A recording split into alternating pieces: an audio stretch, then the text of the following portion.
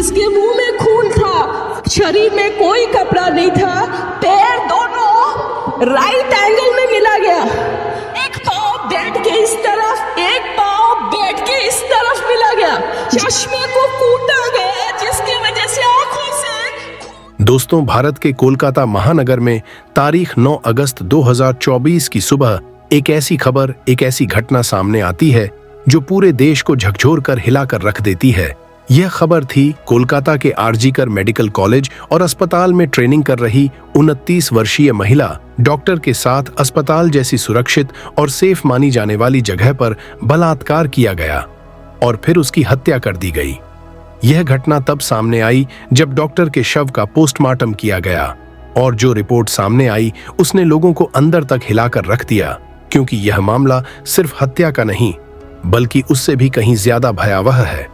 Postmortem report से पता चला कि डॉक्टर की हत्या गला घोंटकर की गई थी और इतनी जोर से कि उसका थायराइड कार्टिलेज भी टूट गया था। इस हत्या के पहले डॉक्टर ने अपनी जान बचाने के लिए कोशिश किया था। इसका सबूत उनके शरीर पर मिले कई निशानों से मिला।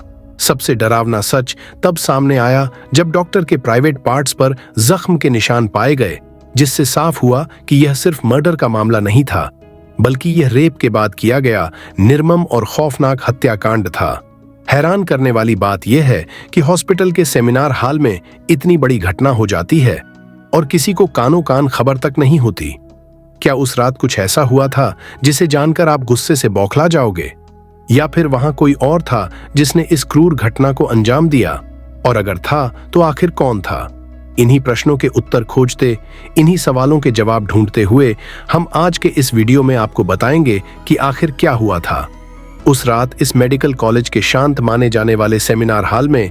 जब आपको सच का सामना होगा तो यकीन मानिए आपके भी रोंगटे खड़े हो जाएंगे। वीडियो शुरू करने से पहले मैं आपको यह बात बता दूं कि इस वीडियो में मैं उस फीमेल डॉक्टर को देविका नाम से रेफर करने वाला हूं। वैसे तो यह उनका रियल नेम नहीं है, इसलिए कंफ्यूज मत होना कि देविका एक जूनियर डॉक्टर है। दरअसल कोलकाता के RG Kar medical college and hospital से देविका अपनी डॉक्टर की ट्रेनिंग ले रही थी और 8 अगस्त 2024 को हर दिन की तरह देविका अपनी नाइट शिफ्ट पर होती है और वह अपनी जॉब कर रही होती है। तभी रात के 11 बजे उन्हें अपनी मोम का फोन आता है, जैसे कि हर दिन आता था, क्योंकि पेरेंट्स को तो अपने बच्चों की चिंता हमेशा होती है।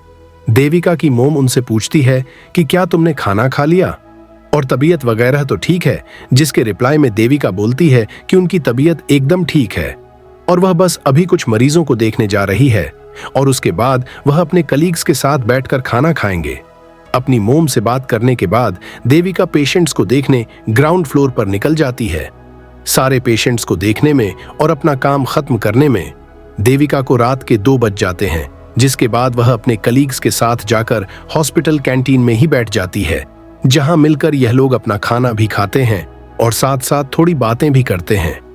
खाना खाते खाते और बात करते करीब रात के 3 बज जाते हैं और इस वक्त देविका थोड़ी थकान सी फील कर रही होती है, तो वह अपनी थकान दूर करने के लिए हॉस्पिटल के 4th फ्लोर में बने सेमिनार हॉल में जाकर रेस्ट करने लगती है। देविका के रेस्ट करते करते सुबह के 7 बज जाते हैं, पर वह तब भी सेमिनार हॉल से बाहर नहीं आती, जो कि काफी ज्यादा हैरानी वाली बात थी, क्योंकि देविका कभी भी आधे घंटे से ज्यादा का ब्रेक नहीं लेती थी।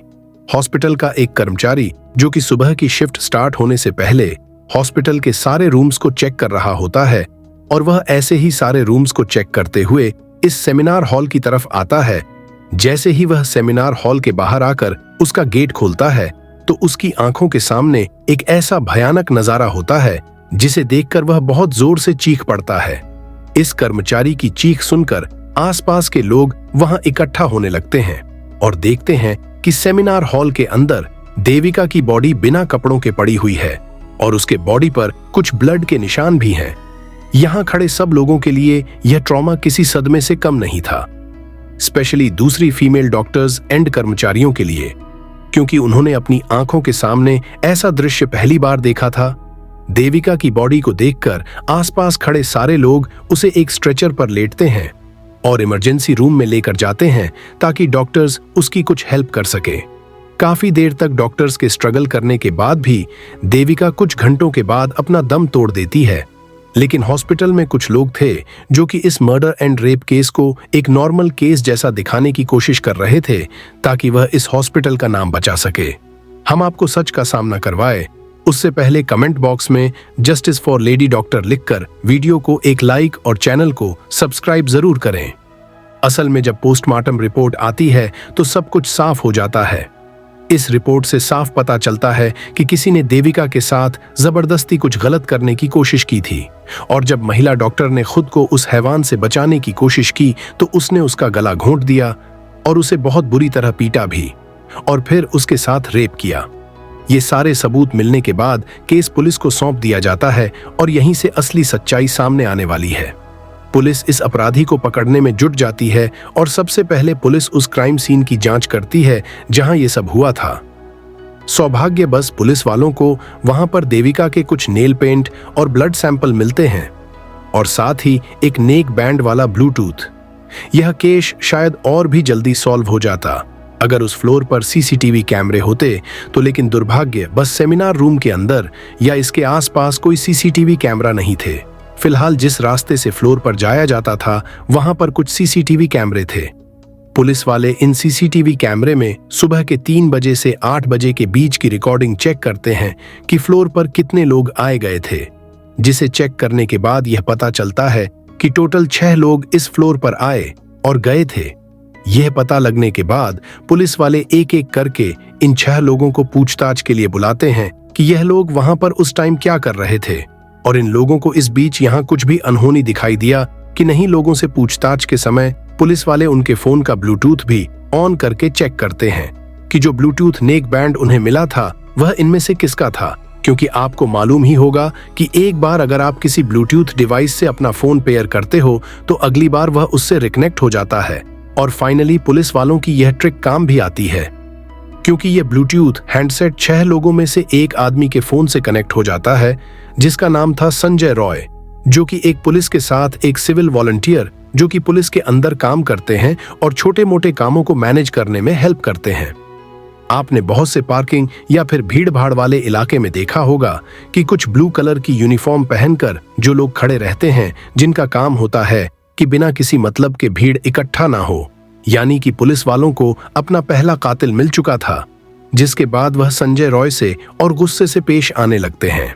हालांकि संजय पुलिस वालों की किसी बात का भी जवाब नहीं दे रहा होता क्योंकि वह काफी ज्यादा नशे की हालत में था। इसी बीच पुलिस वाले संजय का फोन भी चेक करते हैं जिसमें उन्हें भर भर के पोर्नोग्राफी कंटेंट मिलता है, जिससे उनका शक यकीन में बदल चुका था कि संजय ने ही देविका का रेप और मर्डर किया है।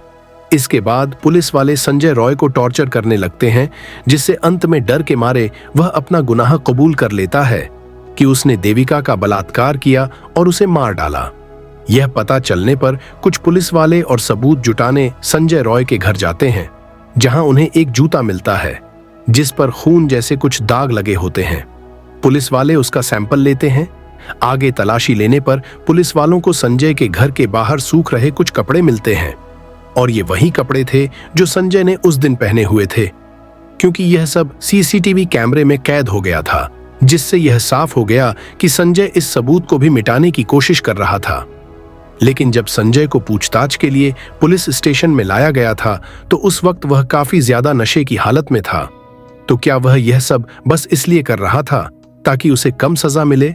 फिलहाल बाद में जब पुलिस वाले उस जूते पर लगे ब्लड सैंपल को चेक करवाते हैं तो वह भी देविका के ब्लड से मैच हो जाता है। सॉलिड प्रूफ और इन सारी रिपोर्ट के डिटेल्स को एक साथ कंबाइन करके पुलिस वालों को पता चलता है कि उस रात संजय रॉय काफी ज्यादा नशे की हालत में था और वह रात के 11 बजे हॉस्पिटल में घुसता है। संजय अक्सर हॉस्पिटल में नाइट शिफ्ट किया करता था, तो उसे यहाँ की काफी अच्छी नॉलेज थी कि कहाँ पर कैमरा है और कहाँ पर नहीं है। तो वह आराम से इस अस्पताल के 4th फ्लोर पर जाकर बैठ जाता है, क्योंकि वह नहीं चाहता था कि कोई उसे ज्यादा नशे की हालत में देखे, वरना वह अपनी जॉब से हाथ धो सकता था। 4th फ्लोर पर आते ही वह आराम से सो जाता है। जब उसकी आंख खुलती है तब तक सुबह के 3 बज चुके थे। तभी संजय की नजर देविका पर पड़ती है, जो कि रेस्ट करने सेमिनार हॉल में जा रही थी। देविका को अकेला देखकर संजय के इरादे बिगड़ने लगते हैं। वह पहले काफी देर तक इस फ्लोर के चक्कर लगाने लगता है, यह कंफर्म करने के लिए कि यहाँ पर कोई और तो नहीं है। जब उसे लगता है कि उसका रास्ता साफ है तो वह 4 बजे सेमिनार हॉल के अंदर प्रवेश करता है और फिर वहां से 5 बजने से पहले बाहर आता है। इन 45 मिनट तक देविका के साथ इस आदमी ने क्या क्या किया होगा और वह कितने दर्द से गुजरी होगी, यह सोचकर ही किसी का भी दिल दहल जाएगा। खासकर देविका के पेरेंट्स, जिन्होंने इतनी उम्मीद से और सैक्रिफाइस और त्याग करके अपनी बच्ची को डॉक्टर बनने भेजा था और वह अकेली बेटी थी, तो उनके लिए यह किसी सदमे से कम नहीं होगा। हालांकि इस केस की इन्वेस्टिगेशन अभी क्लोज नहीं हुआ है और इन्वेस्टिगेशन और जांच पड़ताल अभी भी जारी है। और इस दरिंदे के साथ क्या होना चाहिए, अपनी राय कमेंट में जरूर बताएं।